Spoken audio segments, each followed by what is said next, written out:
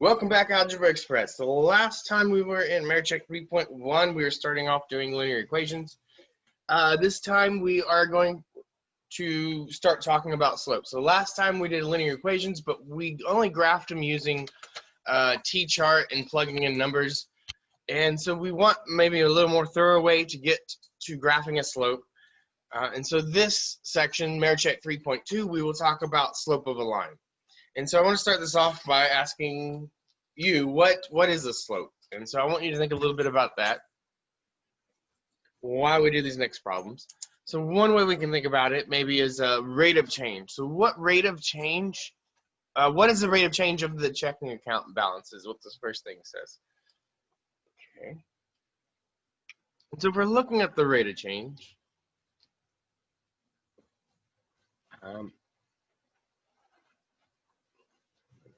here and here, there's a few ways to get it, but if I go from 0 to 5, I'm making a change of 5 here. If I'm going from 300 to 340, I'm making a change of 40.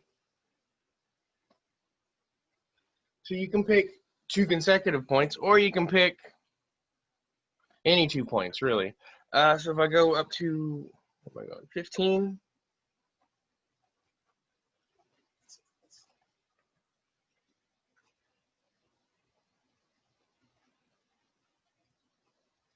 and then this is going to be from 300 to 420, should be 120.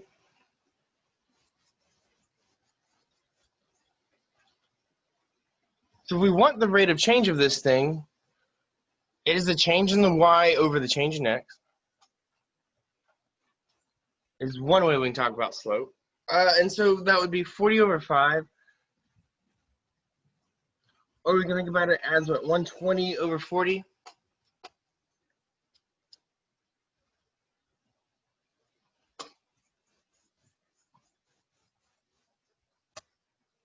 Ooh, no, sorry. 120 over 15. Sorry about that. Numbers don't look correct.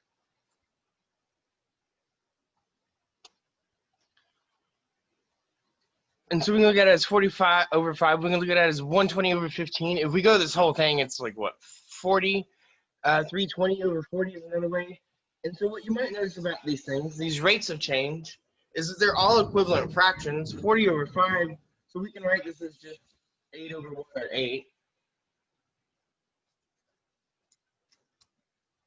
And so this problem has a little bit of context to it. We want to think about what we're talking about. So the y is the checking account balance. The x is the number of hours worked this week. And so what this is going to be is we're talking about $40 to 5 hours. And so what we're talking about is something that is in the units of dollars per hour.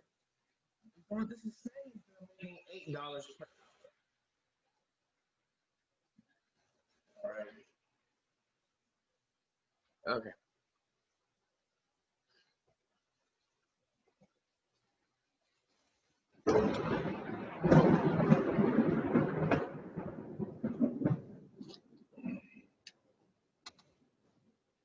I get some nice rain and thunder sound effects on this one, probably. Okay. So calculating the slope. So one way to look at the slope is looking at it as rise over run. It is a rate of change. It is the change in the y over the change in the x. Or it's y2 minus y1 equals x2 minus x1. Another way to write this subtraction is with little delta signs, little triangles. So if you say delta y over delta x.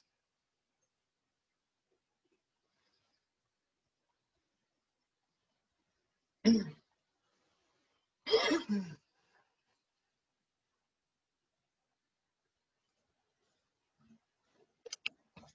so I would say more in general, if we're talking about slopes,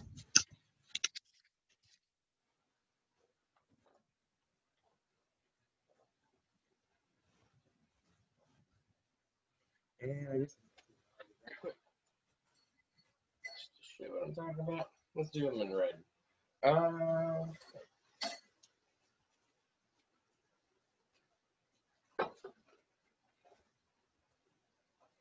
Here's one line I have. Here's not so straight, but let's pretend it is. Okay, so if I'm looking at these things and I want to know the slope, what sign is on the slope, if we're reading these things left to right and it's going up, then this is a positive slope. If it's going down, then it's negative. So another way to think about slope is if we're reading things left to right, which we typically do, that would mean our x is increasing. And so if the slope is positive, the y will also increase. And vice versa. If we're going left to right, if it's going down, then it's negative.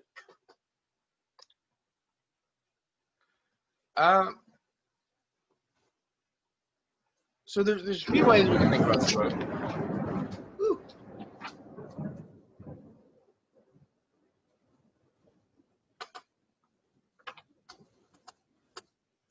And you might notice we kind of did this on the previous thing. We just look at the change, I believe, is what we did here. And so if we want, we can plug in y2, y1, and x1, x2, instead of doing these things. And if I'm doing that for, let's do the 120, 15, it would look something like, what, 380 minus 300 on top?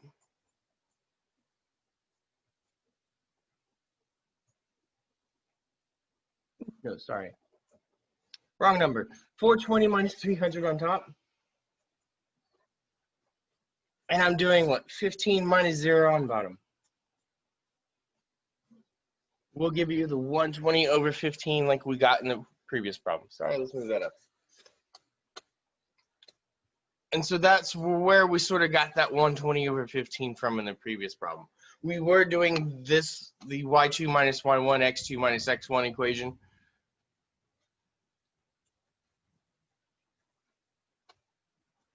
We're just doing it kind of quick and simplified because we had a graph. And so if we don't have a graph, it might be a little harder to pick that slope off. And so if you want to pick that slope off, or figure out what the slope is,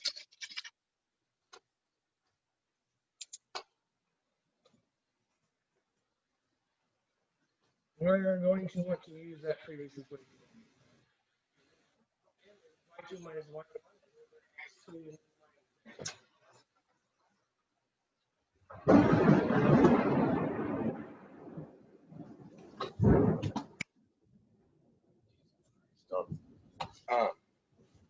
okay. And so we need to label these points. And so what we want to do is keep x1 with y1 and we want to keep x2 with y2. So we don't want to mix and match these up. What we want to do is keep these together. So x1 is going to go with y1, while x2 will always go with y2. And so we need to fill these sorts of things in. So y2 is 1. We have to subtract it from y1, which is 6, and divide that by x2, which is a minus 7, and we have to subtract that by x1, which is a minus 4. So be sure you got both of your subtraction signs in there, both of your negative signs. And now we're just crunching a few numbers. So, and I missed a negative sign on that one. So minus 1 minus 6 is a minus 7. Minus 7 minus a minus 4 is the same thing as a minus 7 plus 4. So I believe this is giving a minus 7 over minus 3. And so overall, this is the same thing as positive 7 over 3.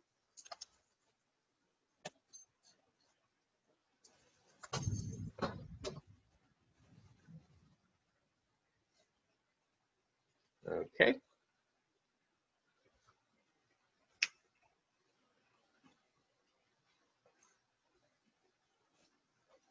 Okay.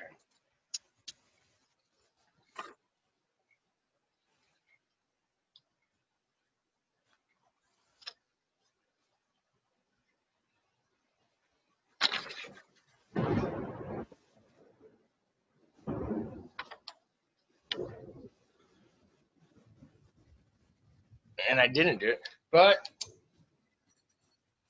what if I swap these points around? So what if I do x2, y2? And this one is x1, y1. Does that still work? So these sorts of things I'm hoping like you're thinking about maybe in your brain. You can test them. You can throw those numbers in there and reverse them. It should still give you the same number. I think instead of giving you the negatives, it will probably just shoot you straight to the positive 7/3.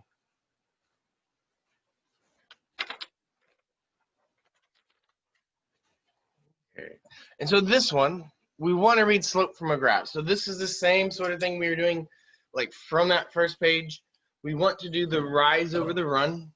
And so if we look here, we need to pick 2 points that are actually on the graph. Don't try to pick a point that's like halfway in the middle of a number or something silly like that. Pick it that's like directly in the middle, right? So we have like a point here, and maybe, which one do I want to do? That one, point there.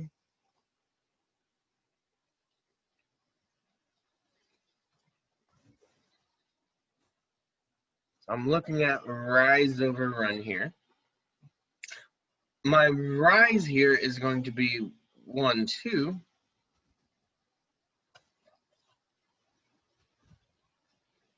If I look at this as a rise of 2, my run now is going backwards. So this is going to be -1.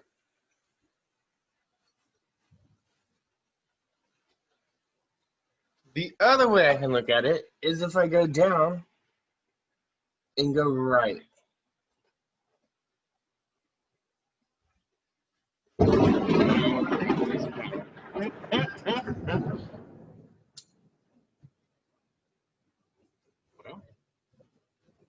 still seems to be recording.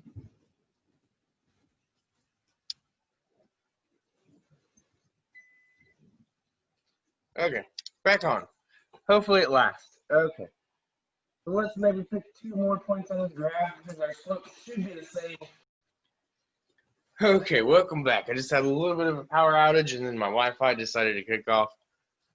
And so there might be a little bit of a gap there. But I drew this little thing a little separately so we could look at it a little better. And so if I want to do my slope on this, I'm going up 2 and then I'm going left 1, or I'm going down 2. And I'm going to go right 1.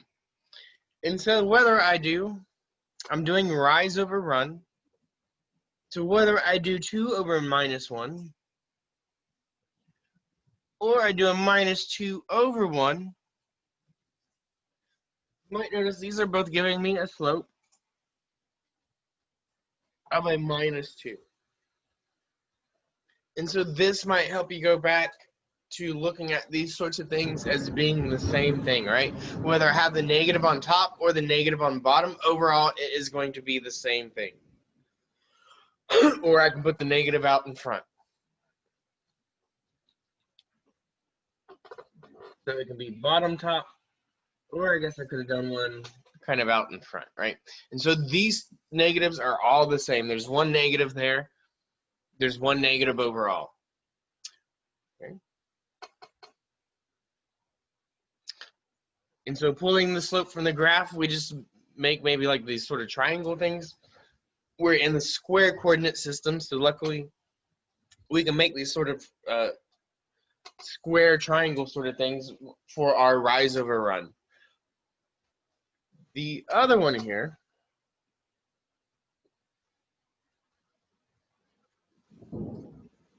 and before even calculating, you could probably tell that this slope overall is going to be negative. And before calculating, you can probably tell that this slope overall should be positive because it's going up left to right.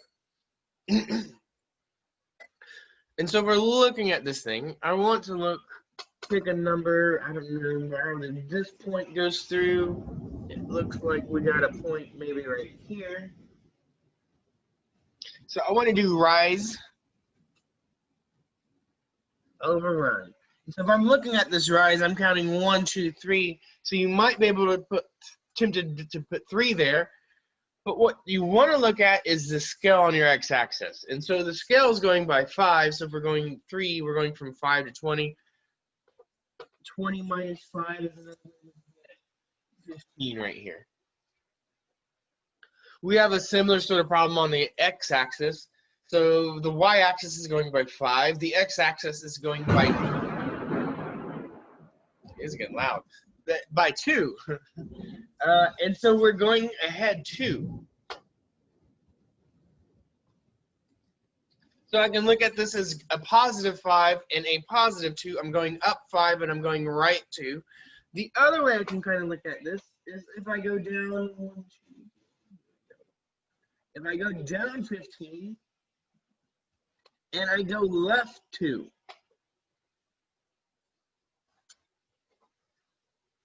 So whether I'm doing what, 15 over 2 or whether I'm doing a minus 15 or minus 2, it is the same thing. And overall, it should be positive, right? I'm hoping to never see this in any of your solutions. Like if you have 2 negatives, you should convert it to the positive. This is a really weird way to say 15 over 2, right?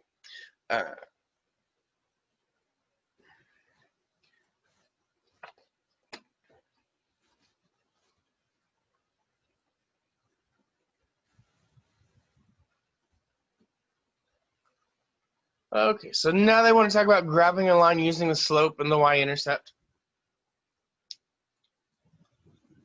And so this is a sort of example they give. So if we start with 0 minus 4, and we know the slope is 1/2, grab this, come up visible. So I know the point is 0 minus 4. My slope is 1/2. And so if I want to graph this thing, I go to 0 minus 1, 2, 4. Here's my first point, and I want to go up 1, right 2. Is what my slope is telling me. So I want to go up 1, and I want to go to the right 2. I want to go up 1, I want to go to the right 2. And so this is what my graph should look like. So if we start with our y-intercept, and we use those things that we know about slope, down 1, and I can go over 2, I can go down 1 and over 2. We can get the graph of our line. Now we're just connecting dots. I know I missed this one a little bit. Let's make it larger. There we go.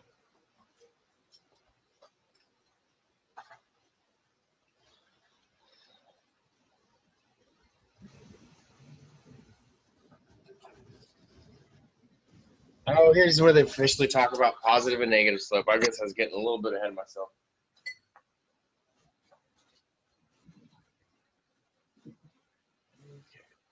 So if it goes up, it's positive slope. If it's going down, we're talking about a negative slope. So now we're at the student activity. And so this is where they really sort of first introduce this notation of slope-intercept form of a line. And so I'm not sure if they tell you explicitly here. I don't think they do. But they say find the slope and the y-intercept of y equals a minus 4x plus 1 by matching it to the equation y equals mx plus b. So I've already used the variable m for slope. So I'll give you that much. So the m is like this negative 4 is like our slope. And just to reiterate, the minus 4 is the m, is the slope. So the other thing here that you might see is this x. And a lot of people like to bring this x down into our slope. So a slope is a constant rate of change. And if we put an x there, then we're putting a variable in there, and it's not going to be constant then. So for a slope, I just want the number, just the coefficient on the variable. You should never put the variable into your slope. It's just that number that's there. The y-intercept is this other number that's here. So a lot of people might want to say, what, 1? And if they say that, they will be so close to being right.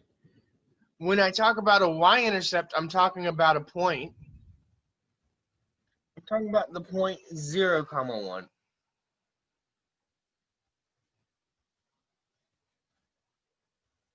Okay, and we can draw this. I'll draw this in just a second. But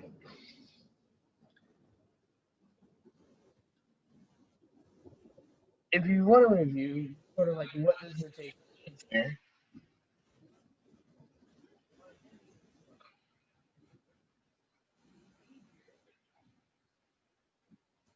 talk about the point when x is 0 and my y is b.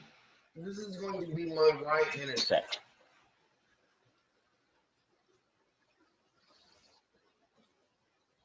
Not expecting this many distractions when I started this video. Rain really came on and my dogs are running around. Okay.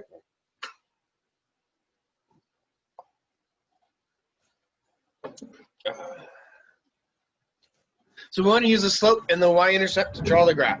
So I think 0, 1 is going to be the easy thing on here for most people. We can plot the point 0, 1.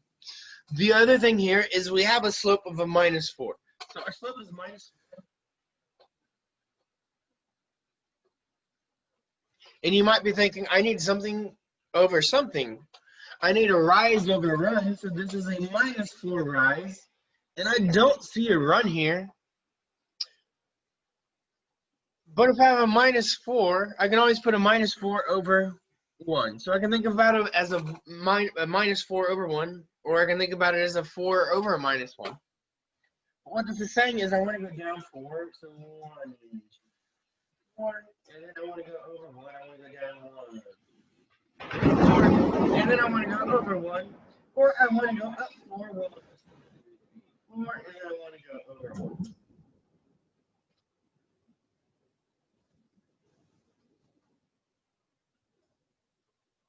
Let's see how straight of a line I can draw on this thing.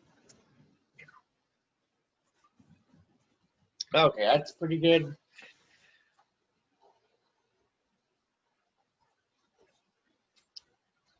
And hopefully I counted those numbers right. It should be going up and down 4 for every one that it goes over.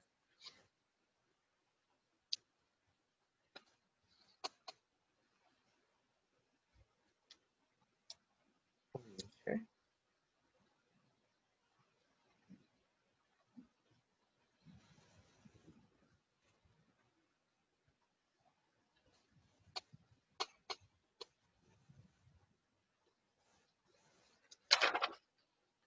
So find the slope and the y-intercept of this thing, which says, what, 3x minus 4y equals 8.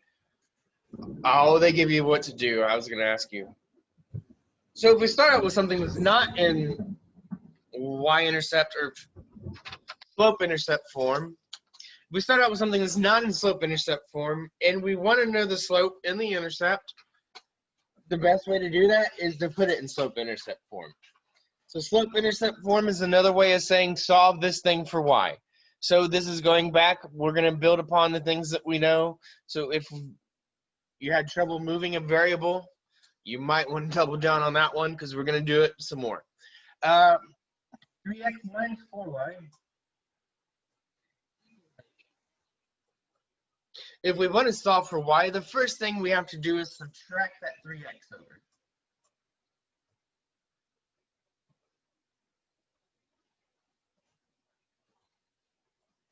And the next thing I'm doing is dividing by a -4. So I have to divide by a -4 there, and also have to divide by -4 there. So dividing -4 by every single term, this is going to be my y. This now is a positive 3/4 x, and this is now a negative 2.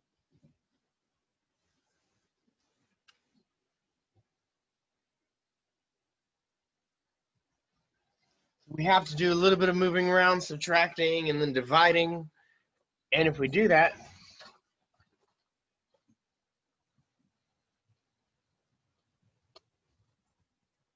I have the equation y equals 3/4 x minus 2.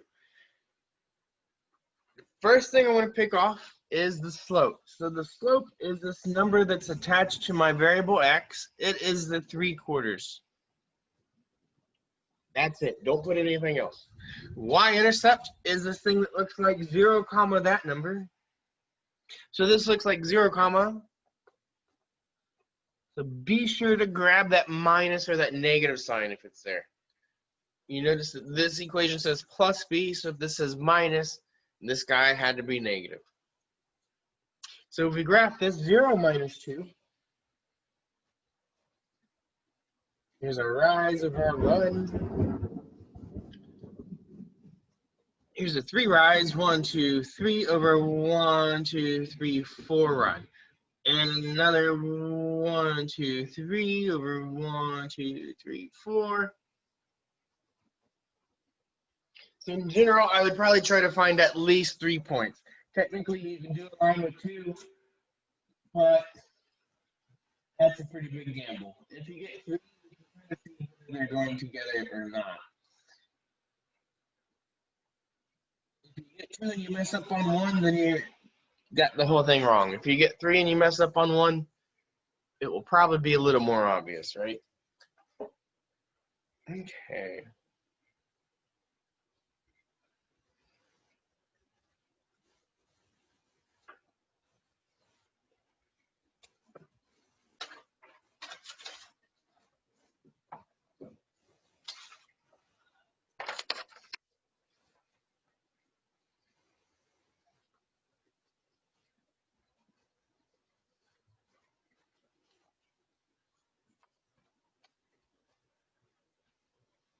Okay, so now we're going to go a little bit about interpreting the slope.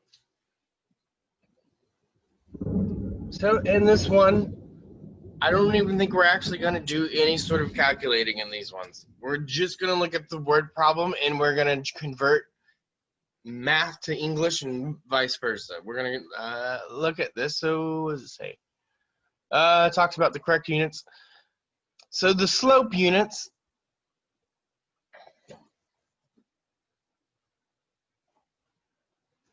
so if we think about our slope is the change in y over the change in x.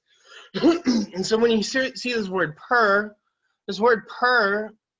what does that represent? Well, that represents division, right? If we go miles per hour, that's being miles divided by however many hours we're going. And so if we want to think about slope as a rate of change, one way you can think about the rate of change of your position or your speed, right, would be miles per hour. This would be in the y units per the x units in general, right? And so if we look at this, let's look at an example and see what I'm talking about here. So Javier is planning to rent a car while on vacation. The equation is C equals 0.37x plus 29. Models the relation between the daily cost in $C and the number of miles x he drives in one day. So what is the slope? Just the number on the slope. So the number on the slope, our slope is this thing attached to our x variable. So the number there is 0.3. And so now we want to talk about what are the units on the slope. So my y units here, my y here is the same as c. So hopefully that's not the point of confusion. Y is c in this problem. So anytime I talk about y, I'm talking about c. It's one and the same. So this looks like dollars per, and my x unit is miles.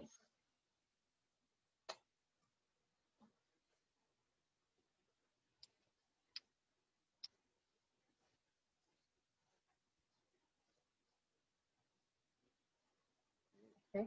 So what does that mean in context of this problem? This guy's going to go rent a car, and he's got this, what, 37 cents per mile?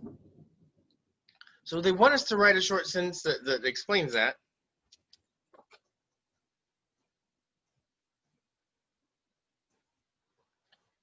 Cost, what, 37 cents?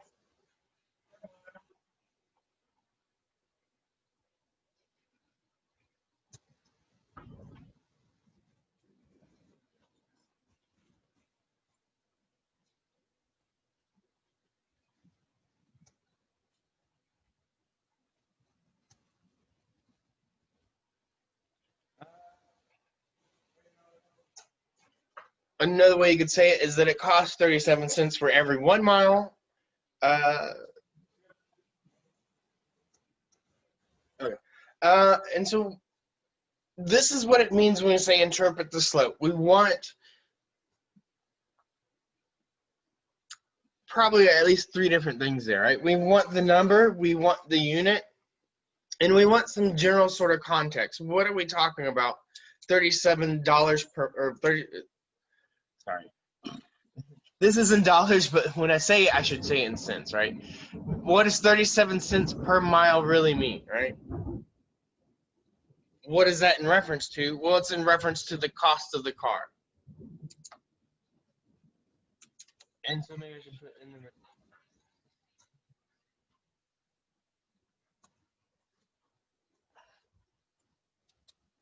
It's going to cost him 37 cents for every 1 mile he's driving in that rental car, or 37 cents per mile. And so when I say interpret the slope, we really want you to bring it around to English and answer it like you would answer someone asking that question, right?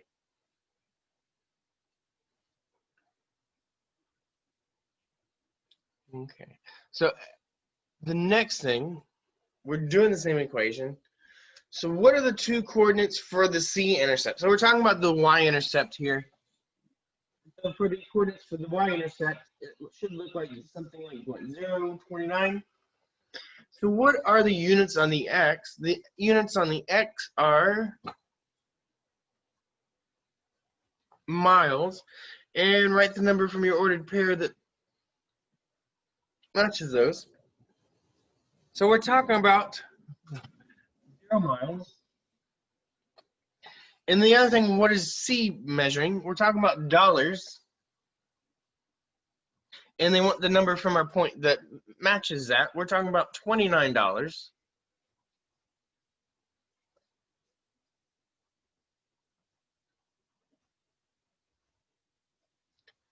And so now they're asking, what does this mean? So this says that when we drive 0 miles, we will still get charged $29.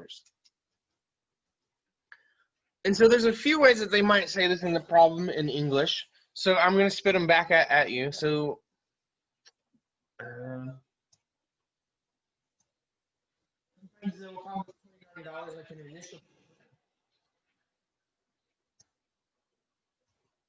another word that they might use is like a base cost.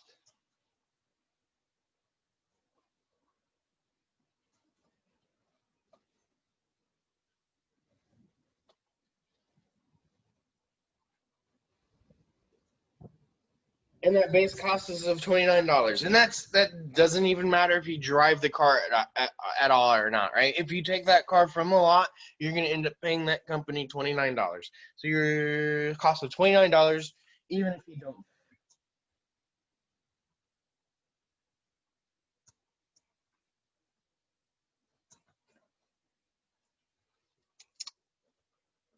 So this is kind of sort of like where we're starting off, right? If we were graphing things, this would be the first thing that we graph, and then we'd use that slope to graph our other points. Okay.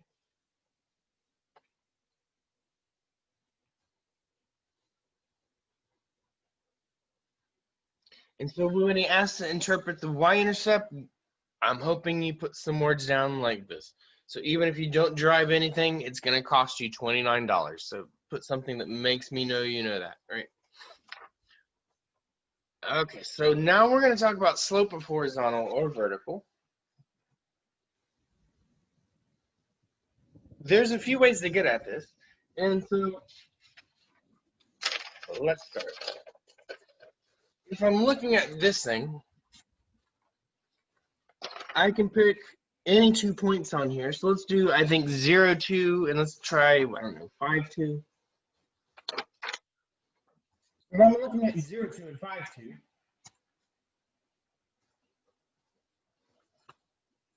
and I'm pretty sure we went over horizontal and vertical lines last time and what their equations look like. So maybe we might be getting at something here with that as well. So let's look at our slope for this thing. If we fill in a slope, this is like our x1, y1, x2, y2.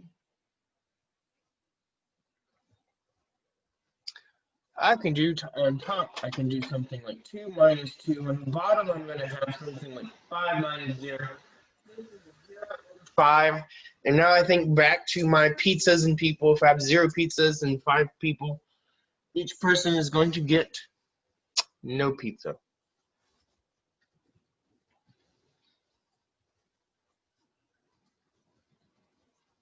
So what are we saying here? We're saying here the slope of this thing is 0.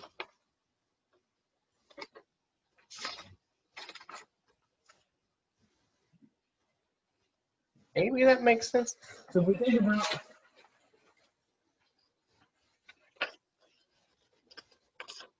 think about slope as how much a line goes up or down, right? I think it goes back to this sort of thing. If we think about a slope as how much it goes up or down as it goes left to right, if it goes up, it's positive. If it goes down, it's negative. Now I'm going to ask you, how much is this line going up and down? If we go left to right, this line stays level. It is going up and down, none at all. There is no going up and down with this thing. Okay. So that is another way we can sort of think about the slope.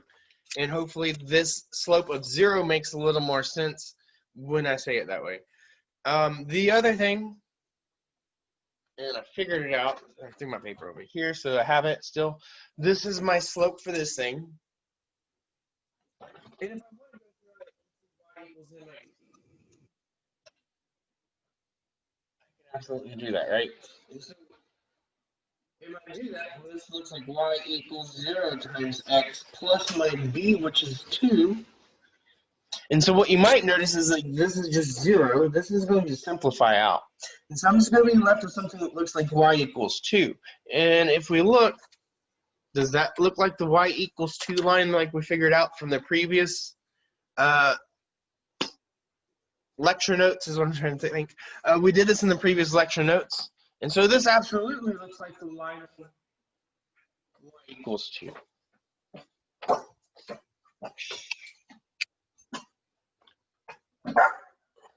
So we can think about maybe throwing in a 0 slope. We're not ever going to see that x anymore, right? It's going to sort of disappear. It's going to simplify out, right? And we're going to get something like y equals 2, which is what we had in the previous section for our horizontal lines. Now going to the vertical line. Same thing, you can pick any 2 points on here. And so maybe in your head you're already seeing what this is going to happen. If not, let's do it. So 0, 3 I think is always a good one. 3, 0. I don't know, 3, 1. Let's pick some maybe easier points. 3, 0 is a point. And we're going to go 3, 1's a point. If I want to do my slope, I'm doing 1 minus 0 on top. And on the bottom, I'm going to have 3 minus 3. And so this is the thing that gives me something like 1 over 0.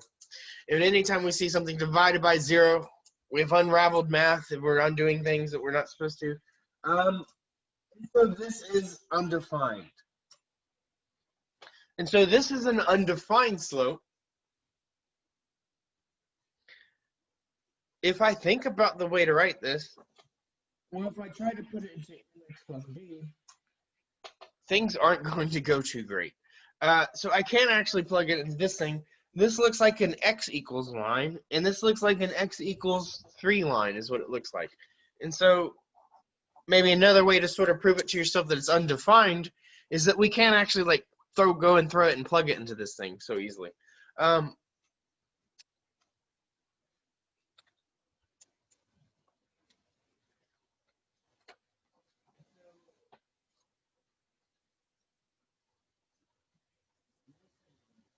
And the other question I'm going to ask, the other way we can sort of look at slope is how much is this guy going up and down as it goes left to right? That is a really weird question to ask, and hopefully that brings around, you should be giving this really weird answer of that doesn't make a whole lot of sense. Let's just say that's undefined. So how much does this go up and down? It goes up and down 0. This goes up and down, well, technically infinitely, right? But it doesn't go left to right, so it doesn't make sense to ask that question. Okay. So that is horizontal lines, that is vertical lines. I think we're getting closer. We got a few more problems, and we're out. So the last thing we're talking about here is parallel and perpendicular lines. So let's draw some parallel lines. And so, what do you know about parallel lines? If I draw these two parallel lines, what can you tell me about them?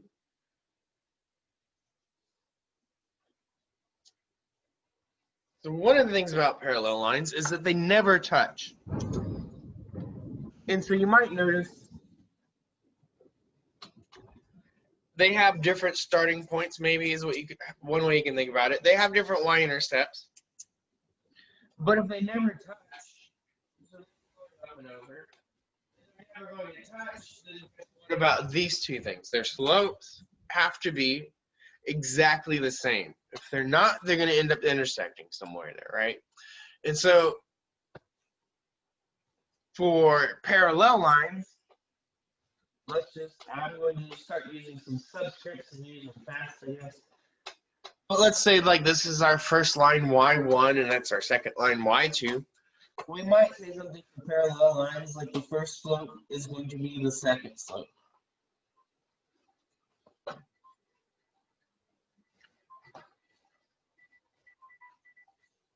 And let's get that fixed. Okay. So we're talking about parallel lines. They're going to be the same slope. Okay. Now I want to think about perpendicular. The perpendicular is a little more complicated, but hopefully I'll give you some kind of device to let it sink in. So if we start off with our x and our y lines, our x and y axis, we know that these things are square. We know that these things are perpendicular, right? And so I want to know what happens.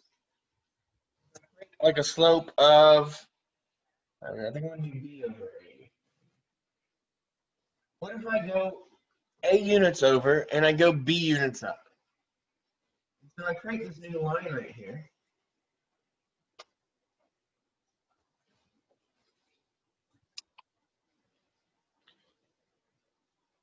And if I create that line, and I want a units this way and b units that way, I have to do the same thing here to keep them perpendicular. I'm going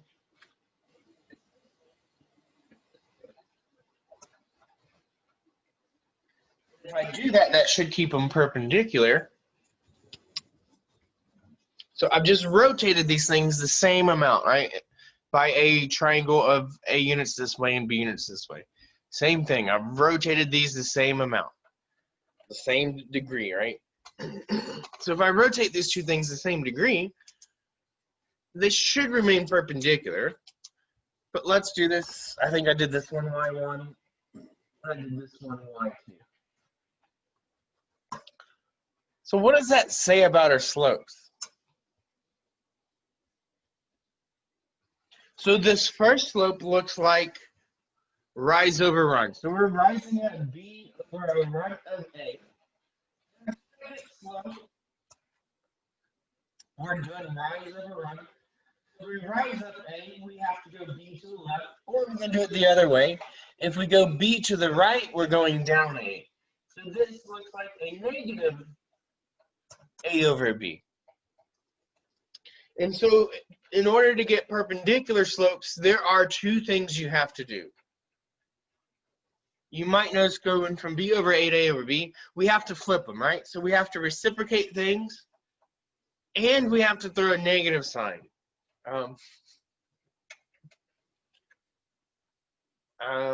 So the thing that really sticks in my brain every time I think about perpendicular slopes, and it's really horrible, sorry for this reference, but Missy Elliott has that song, Flip It and Reverse It. And so that's what you have to do to make things perpendicular, right? You flip your fraction and you inverse it with a negative, right? Maybe it goes in the other way on our little, I can't even think of it. number line. That's what I'm thinking. Flip it and it reverses on the number line. So if it's positive, it's negative. If it's negative, it's positive. Whew.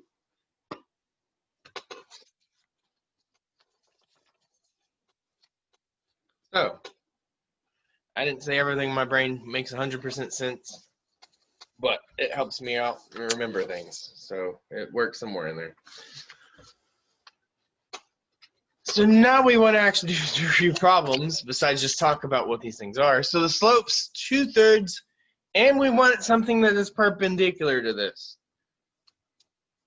So find a perpendicular slope to 2/3. Well, if it's 2/3, we need to make it 3/2. And if this is positive, this thing is now negative. So two things you should do. Next thing is a -5. Okay. So we want to reciprocate this thing. What does it look like to reciprocate a whole number, I guess is the question, huh? Well, if we have to, we can always write this thing over 1. If we reciprocate this, this is not 5/1. Now it is 1/5. This thing was negative. If I want to, I could put double negatives here, I guess, a negative. But overall, this thing should be positive 1/5.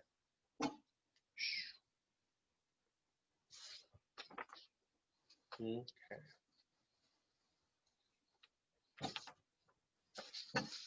So a little bit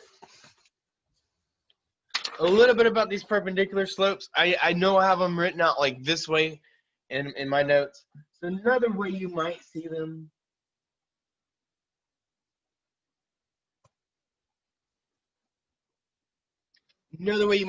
in the book is they might say like M1 times M2 is a -1. And if we solve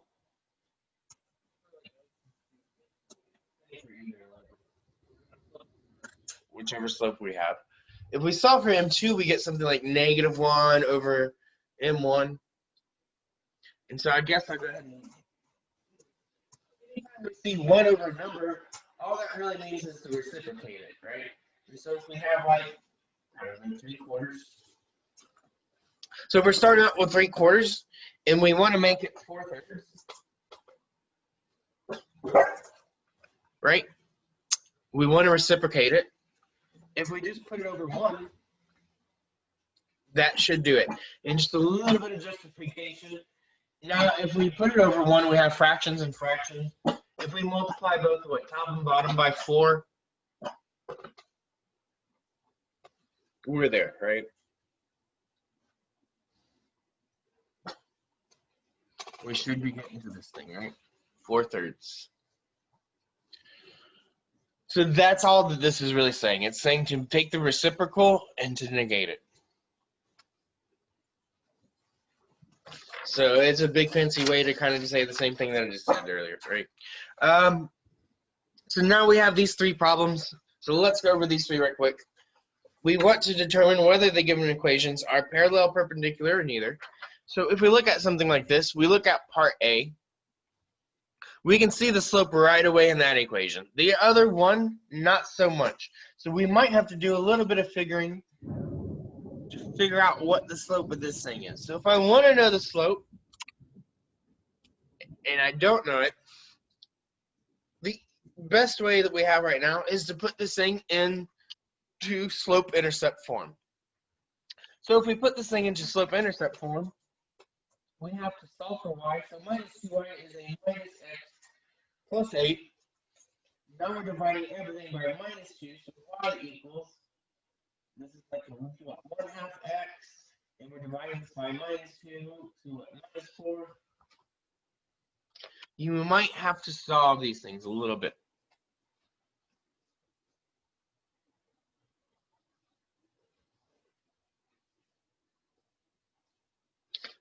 And so now we're looking at this equation.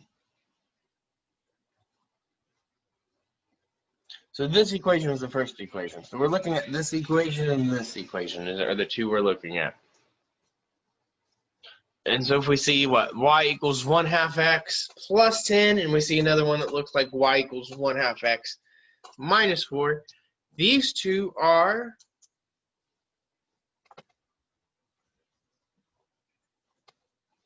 parallel, right? And why are they parallel? Why am I saying that? Because this slope is exactly the same as that slope, right? They are both 1/2. 1/2 is 1/2 is 1/2. Okay, so part B. Oh, this is a little tricky. So this is really sort of a silly problem that they threw on here, but it's something that could come up. I really wish they would have given you something a little better, but it's there. So we have x equals 5.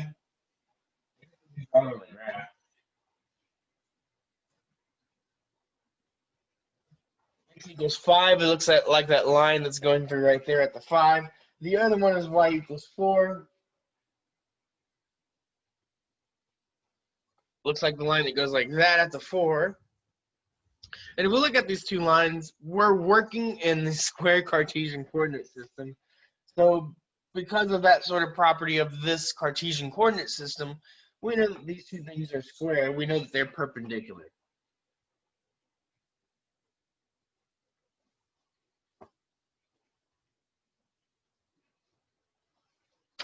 Okay. Now time for one more.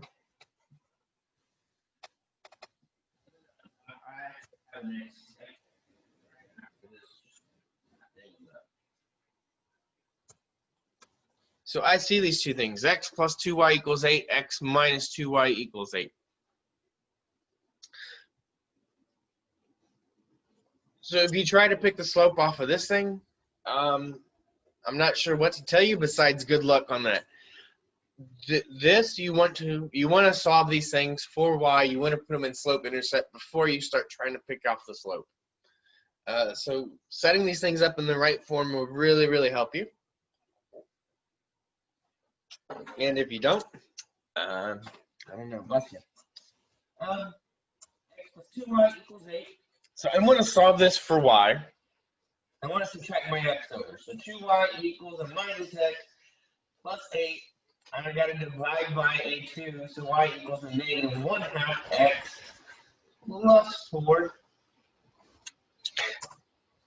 And so that's if it's x plus 2y. If it's x minus 2y, it should look pretty similar except for a few negative signs. Minus 2y equals what? Minus x plus 8. Now we're dividing everything by a negative. Negative 8 over negative makes this a positive 1/2. This is overall negative, so 8 divided by 2 gives me 4.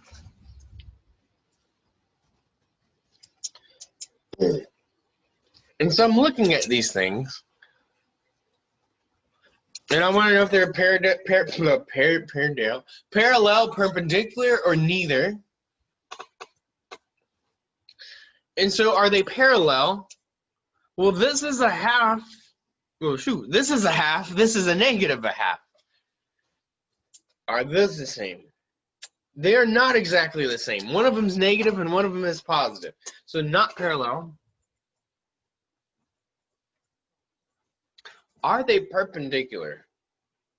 Okay. So for perpendicular, there were two things we need to do. So we need to flip it and negate it. So this is the negative of this, and this is the negative of that. Okay, so the negative is there, right? The other question, did we flip it? So if we flip 1 over 2, that should go to 2 over 1. It's not perpendicular, right? So if it's not parallel, it's not perpendicular. There was a third option they gave us. This one is just an option. And I know it might sound silly, like they're throwing in this neither, but they want to make sure you know that if these are not exactly the same, it's not parallel, right? And if it doesn't have both the flip and the negate, it's not perpendicular. Right. So they might do something like that. I don't know what else they might do. Y equals 3/4 x plus 2. Y equals 4/3 x. If I look at these, well, obviously they're not parallel. Are these perpendicular? These are not perpendicular.